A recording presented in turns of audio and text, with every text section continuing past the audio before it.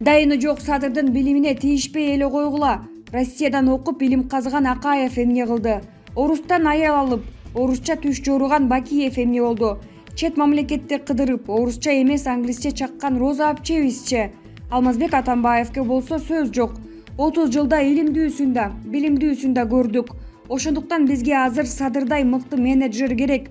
Ансыз эле ушул бешөөнүн азабын Кыргызстан алдыга эмес, артка кетти, деп жазат Мукан Кудайбергенов өзүнүн Facebook социалдык баракчасына. 30 жылда таш талканы чыккан, коррупциялашып, чырмалышып, ага менен көбү кайсы билинбеген сазга баткан бийлик органдарын сага бир күндө тазалап берсинби? Андай сыйкырчы Али туула элек. Жатып алып сындаш оңой, акылдуумун деген Шефин Текебаевди бир мезгилдери Жалал Абадка губернатор кылса, бир ай иштей албай иштен качып кеткен. Чиновник болуп мамлекеттин маселеси менен элдин көйгөйүн чечүү энеңердин оюну эмес. Чоңдордон тепки жейсиң, элден жеме угасың. Андан көрө депутат болуп сын айтып коюп, депутаттык артыкчылыктан пайдаланып жаткан сонунда. Ошон үчүн Текебаев партияга жармашып, парламентти бетке тутуп, депутаттыкты өзүнчө бизнеске айландырып алган. Сен алгач айылына барып, айыл өкмөт болуп, айылыңды өнүктүрүп кел. Өзүңөрдү мындай сырттан карап көрөсүңөрбү? Мен эмне деп доорып койдум деп. Бир-эки адам комментарийге ушул бала акылдуу экен деп койсо эле, бет тырмачылыктын камчысын чаап, коомдук аң сезимдин жана коомдук пикирдин торун Иманалиев экөөң тебелеп келдиңер го. Артыңда электоратың жок, сен аламан жарышка соодалашканы эле чыктың. Бирок сенин бааң өтө арзан болот, деп жазат Заки Дубанаев өзүнүн Facebook социалдык баракчасына. Кечеги күнү төрөлгөн бул Эркин Нурбаев деген бала жаш туруу эле өтө кыйтыр, куу бала экен. Мен мындай эки жүздүү баланы биринчи жолу көрүшүм. Садыр Жапаровдун ким экенин толук билбей туруу эле жамандап, оюна келгенди оттоп жатат. Акча жыттанган жерге барып отурукташкан го. Мен Садыр байкенин тарабын тартышпайм го. Анткени бул байке менин эч кимим эмес. Бирок башкаларга салыштырмалуу бул агабыз өтө жөнөкөй экенине баа бердим. Башкалардай керсейбейт экен. Акты ак деп, караны кара деген киши экен. Ушул Эркин Нурбаев деген жигитке айтаарым, сен али жаш чычка кулаксың. Садырдын баскан жолун басып өтүп көр. Анан сүйлө. Акча берсе сайрап эки жүздүү үйлөнбөй. Сендей балага сабакты туура үйрөтүш керек, деп жазат Темир Айткулов өзүнүн Facebook социалдык баракчасына. Кыяс Молдокасымов: кимиң президент болсоң да портретиңди кабинеттерге илдирбей эле койгула. Тарыхчы, журналист Кыяс Молдокасымов мамлекеттик кызматта иштеген жетекчилерге президенттин портретин иш бөлмөлөрүнө илбөөгө чакырды. Бул тууралуу Молдокасымовдун соц тармактагы баракчасына жазылган маалыматка шилтеме берип, Барометр билдирет. Президенттин портрети иш бөлмөгө илинбесин, улуттук лидердин сүрөттөрү тагылсын. Мындай талап же сунуш менен мурдагы президенттерге да кайрылгам. Президент болуп шайланаары менен мелдеш сыяктуу анын сүрөтүн иш бөлмөлөргө илүү башталат. Кээде аттуу баштуу жетекчилердин иш бөлмөсүнө кирсең, ал сүрөттөрдү ишара кыла тилдеген сөздөрүн алгана эмес сөккөн учурларына күбө болосуң. Андыктан алдыдагы президенттик шайлоо болгонго чейин болом деген кыйындарга кулак кагыш кылгым келет. Кимиңер шайланып калсаңар да сүрөттөрүңөрдү илдиртпей эле койгулачы бай болгурлар.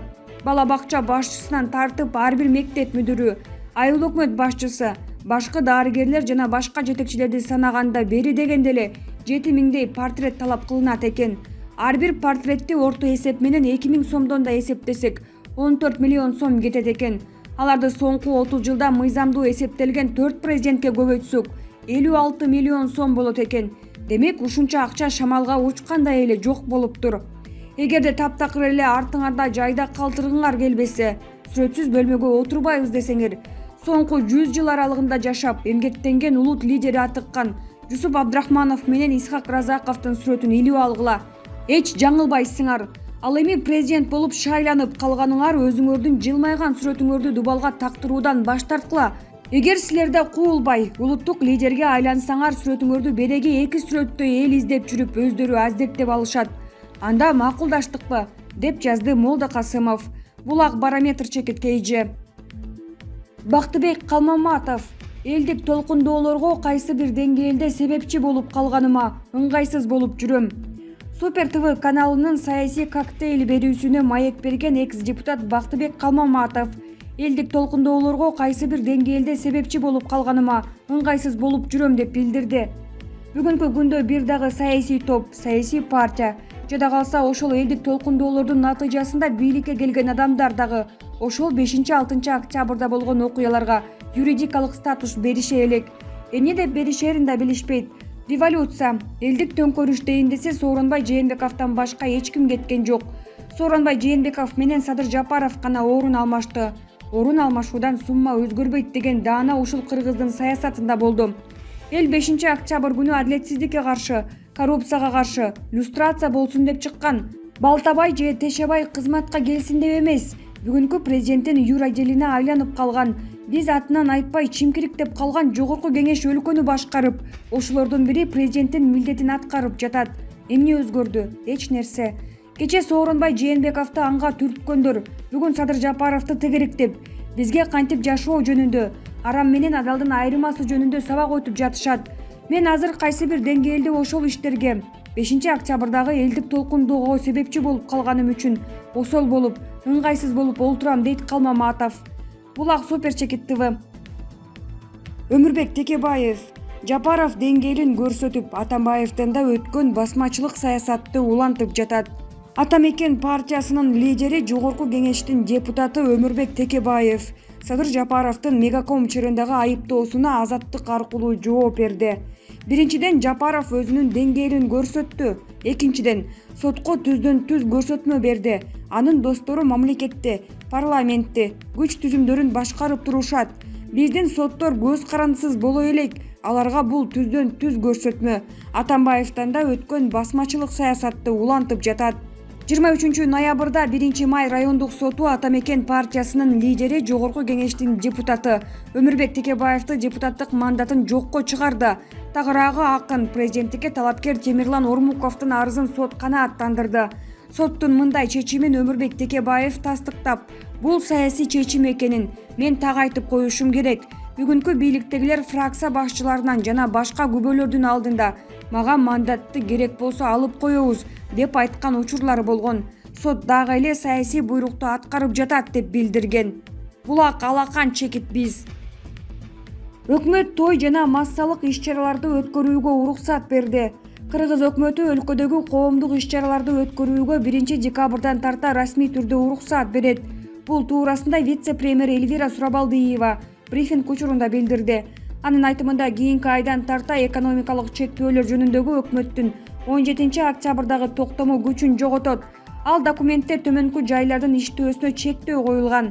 Маданий, спорттук, илимий, үй-бүлөлүк жана эскертүү иш-чаралары, көңүл ачуучу жана оюн зоок мекемелерине, соода борборундагы оюн зонасына, кинотеатрларга, интернет-клубтарга, коомдук тамактануучу жайларда 50 адамдан көп отурууга.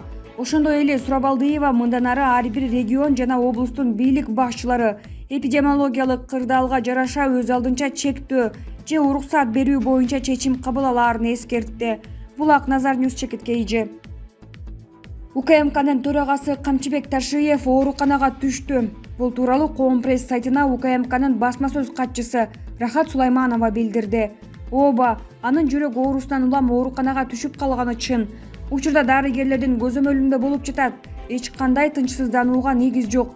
Буйруса сакайып анан жумушуна кайтат деп ишенебиз, деди ал. Булак Коом Чекит пресс.